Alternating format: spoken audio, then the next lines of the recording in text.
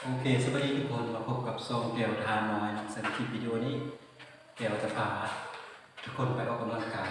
ง่ายๆโดยที่ว่าบ่ต้องมีอุปกรณ์อย่างไรนะบ่ต้องไปโฮมออกกำลังกายหรือว่าทุกคนมีสถานที่อยู่บ้านหรืออยู่เพื่อนสามารถเฮ็ดได้หมดเนาะเดี๋ยวเราไปเบิ่งพร้อมกันเลยว่ามีท่าใดๆเนาะท่าหนึ่งว่าเอาจะใส่ในท่าเนาะก่อนเรา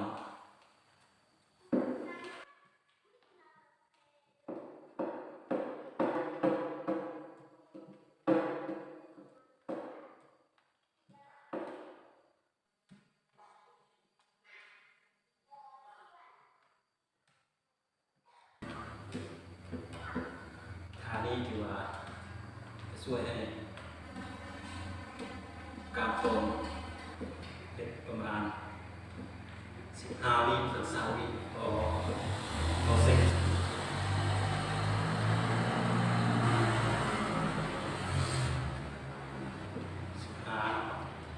15บาท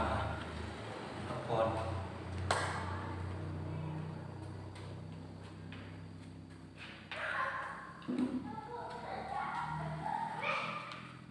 แล้วเอาต่อถาดซองเลยนะ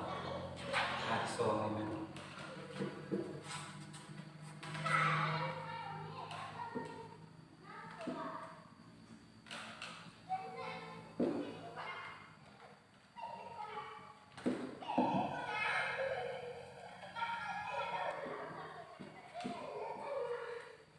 15 บาทหรือว่า15 วิ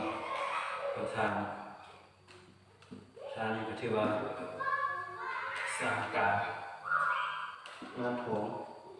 หรือว่าการคางเนาะ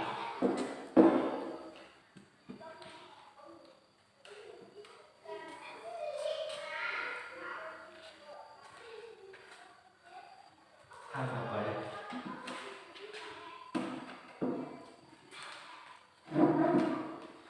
ท่านี้คือเป็นท่าปั่นกลางคนท่าตัวสร้างการคำนวณ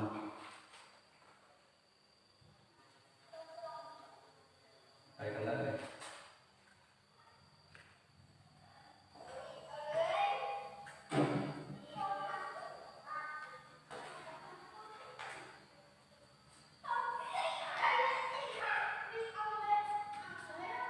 ท่านี้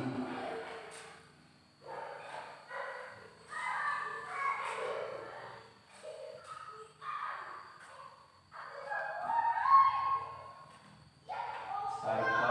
ซ้ายกลาง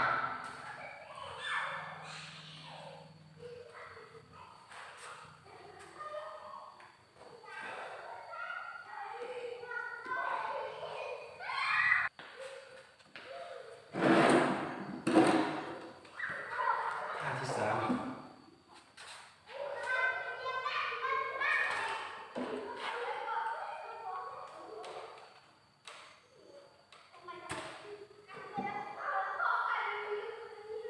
15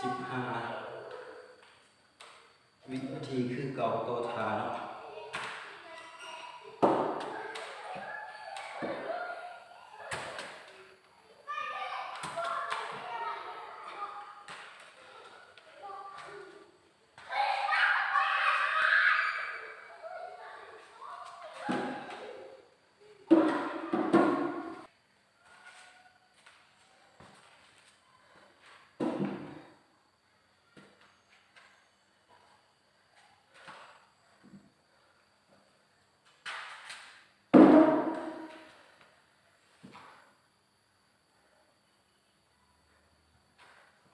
ท่าต่อไป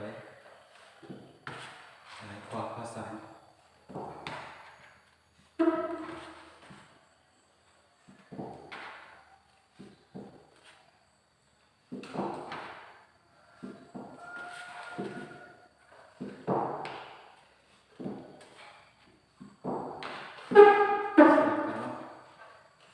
ท่าละ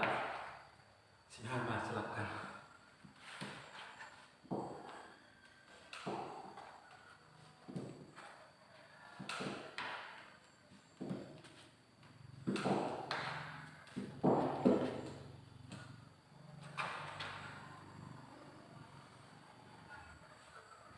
ท่าต่อไป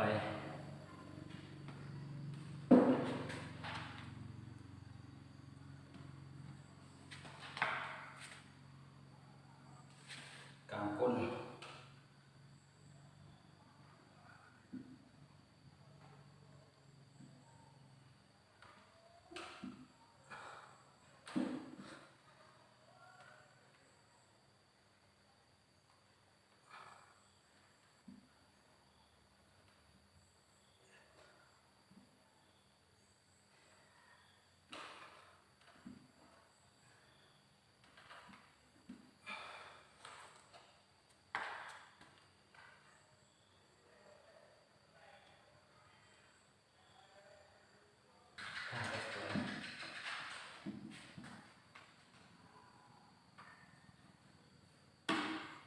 ตานี้สำหรับแค่สร้างการครอบกัน